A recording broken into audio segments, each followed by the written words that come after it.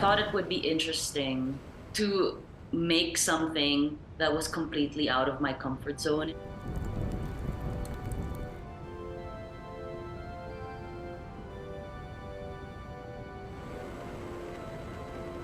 I work at Brooklyn Glass, which is in Gowanus. The technique I specialize in is called glass flame working.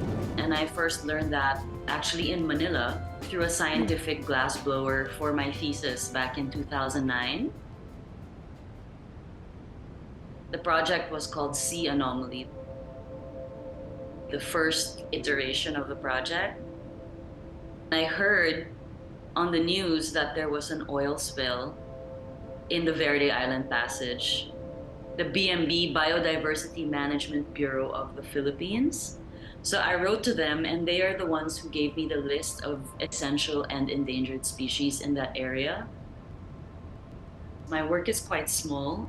That's like the nature of that technique, is that you can get really fine details, but what you make is quite small.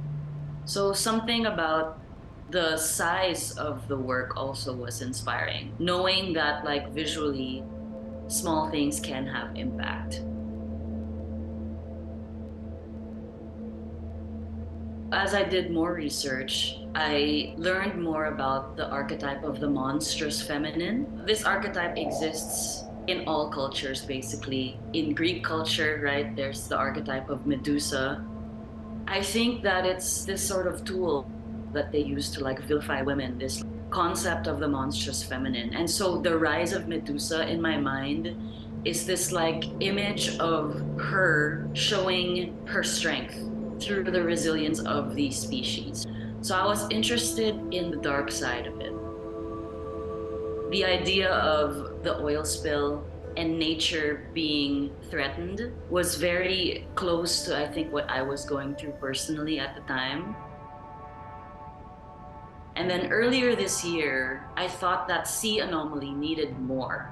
Like I imagined a version of it where, there was scent involved, there could be scent and sound and a performance involved. The whole thing actually started with scent. It's that direct link to our limbic system. I am actually working with a perfumer named M. Doherty. So we've been working since March of this year to conceptualize scent to sound translation. And I think M's idea is to show the change of the Verde Island Passage through time.